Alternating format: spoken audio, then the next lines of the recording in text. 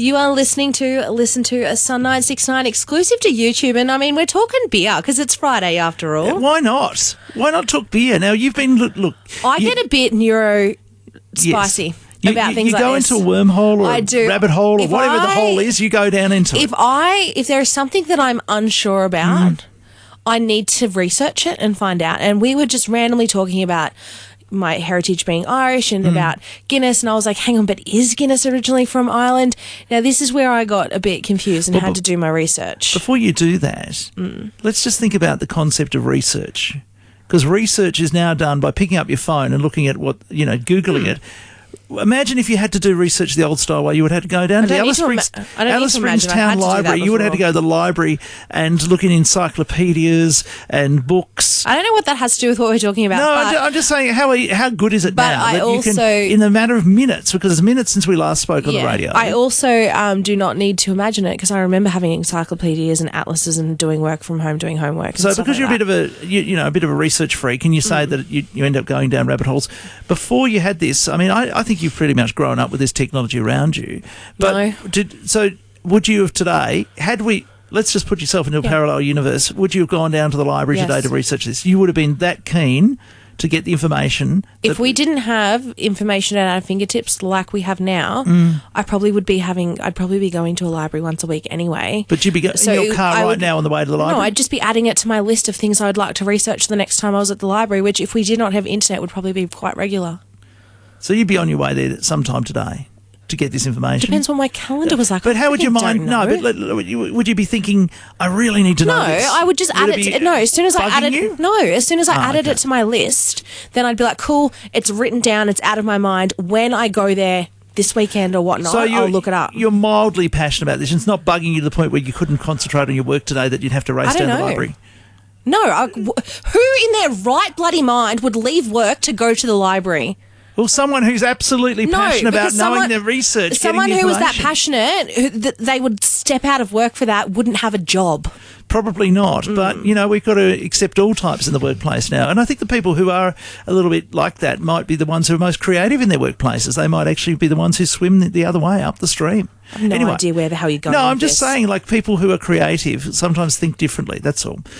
So that's okay. We should embrace. We're supposed to embrace. Now let's find out about the origins of beer. I'm very excited about the origins of beer. You completely threw me. I was on a roll, and now you started talking about going to the library in a work day. I'm like, what is it? I just think it's fascinating that you're that keen to research it. I like information. Good. I like correct information. What I don't like is when I'm looking up correct information and people just decide to start talking about going to the library in a work day. It's really, oh, well, you don't like that. It's really quite That's confusing. Frustrating for you. Okay. Okay, so... I don't even remember where I was up to. So what you want to tell me is the origins of the stout beer, the black beer. Okay, so we originally, when we were talking about it before, we were like, I was like, I don't know if Guinness is from Ireland. Technically, Guinness is from Ireland. Okay. But then we had to start remembering Guinness is a brand, not a beer. That's right. It's, like the whole tissues versus Kleenex thing, right? Yes, that's right. So Guinness is a type of beer. Anyway, the origins of the dark beer are actually from ancient Egypt. Wow. I know. That's fascinating. And what I thought was funny was even though Guinness is like 1700s, 1800s, it's technically the modernized version of what they created in ancient Egypt. Ah. So Guinness is actually the modern version of the beer that was created in ancient Egypt a long time ago. There was another version as well. So you have the ancient Egypt beer, the dark beer, and then there was a beer called Porter, which was very similar, and that was England, London. Oh. And then the Irish kind of took the whole England, like the Porter stuff and the ancient Egypt stuff, like took the information from both and then went back to Ireland and created the Guinness. In fact, and a little side fun fact for you, the dude, Arthur Guinness, he leased the brewery that created Guinness for 9,000 years. Wow. Yeah, it was a 9,000-year lease. That's fantastic. I mean, how random's that? I mean, 9,000 years. Imagine what you could do if you lived that long. But look, for me, what you're saying to me is the beer that now is Guinness is not, it's a derivative. It's not exactly the same. No. So obviously the concept came from ancient Egypt. England worked on it. They put their spin so on you it. had, if anyone is from England and they're listening, they'll be going, yeah, stout. So stout was very common in England. It's an English beer essentially. And Guinness is a type of dark beer. It's not the dark beer. It's a type of dark beer. Okay. And that's what was created in Ireland. Well, I'm prepared to say on the information you've given me that Guinness is a type of beer. It is. Yes. It's a brand. But it's not just a brand. I think it's because they've actually taken the beer from England and they've improved it or whatever. They've put their own spin on it. It still is. Guinness is still a brand of stout. Yes, it's a brand of stout. No, but there are other dark beers in Ireland, blah, blah, blah. Yeah. Guinness is a brand. But Guinness beer is not exactly the same as what England was producing back before they made No, Guinness. it's all stout. It's all stout. So it's all stout. It's called a stout. Yes. But it's their particular version of stout. Do you see what I'm saying? Like they put their own spin on it. So it's but unique. but what you're saying is like Guinness is a unique flavour that has been created by Guinness. Yeah, but so is Forex and Great Northern. Doesn't mean that they're both not a mid-strength beer. They're still beers, yes. Exactly. So Guinness is a brand of stout. So they put their own spin on it. Like every other brand does. Forex and Great Northern put their own spin on beer, or is it the same as any other beer? No, it's all beers taste differently. Do they? Yes. But I'm not really a beer drinker, so this is why I'm just... Neither am I. It's like saying, oh, no, I just can't. I'm not. Okay. It's just like, okay. That just blows my mind. Okay, wine, you're a wine drinker, right? That's like saying, oh, Jacob's Creek, that's not wine, that's Jacob's Creek. No, Guinness is still a stout. Okay, Jacob's Creek is still a the wine. wormhole, because at the end of the day, there's Shiraz and there's Pinot so and there's this and that. So they are types of wine. That's like right. Like stout, a stout is a type of right? beer. And Stout Guinness is a type of beer. Yep, and Guinness is the brand, not the type. It is the brand, but they've created their own version of stout. It is their version because everyone's created their own version. Exactly. Every wine is their own version. Exactly, but we don't say Jacob's Creek is its own version. We say it's a type of wine.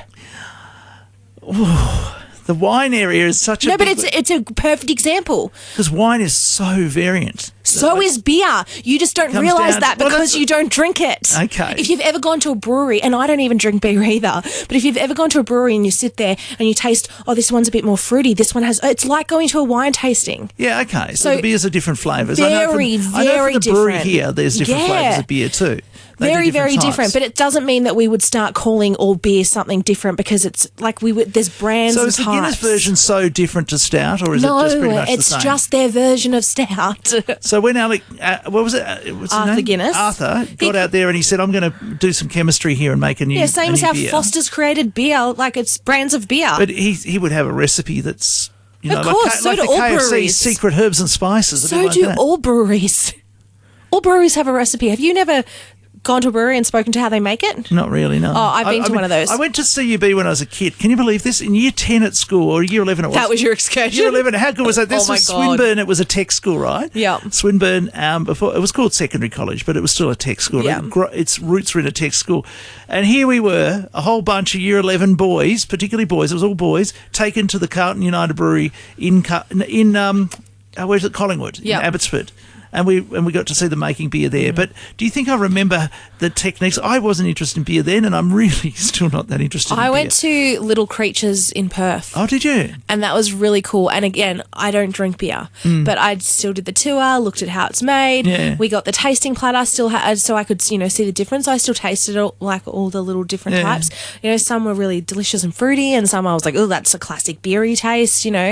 So they were all very different. I went to some place down in Margaret River. Is it Ducks or something? Or Ducks know. Nuts or something? I don't know what it's called, but I went to Ducks Nuts is a nightclub in Darwin. Yeah, it was, but it's no longer there. But I wasn't there in my day. But no, it was something, there was a Ducks Brewery down or something like that in down there, and I was really frustrated because we'd been on a wine tour. Yeah. The radio station I used to be work for had a wine tour, so all the managers were sent on this wine tour. And then they stopped for lunch at a brewery, and I'm like, but where's the wine? I just want more wine because we're drinking wine. Mind you, it was a very big day. I can imagine. You can imagine. Maybe that's what. But there's also chocolate down there too. Chocolate factories in Margaret River as well. Beautiful chocolate factories. Oh, lovely. Yeah. So get down to Margaret River if you're looking for something to do this Christmas. Yeah. Or just stay around here and hang out with us because we're going nowhere. Or go check out our brewery locally, Alice Springs. Indeed. I think we will. And they've got the Christmas party this weekend there for Apex. So go and That's right. The Apex Family Christmas Party that kicks off at 2:00 this weekend on Sunday. So we've got the Apex Icy Pole treat in the morning, and then the family Christmas party all at the Alice Springs Brewery in the afternoon. Markets too on Sunday morning, Todmore Markets. That's it. And Big the Carol weekend. Sunday night. Huge. Absolutely huge Have a good weekend. weekend.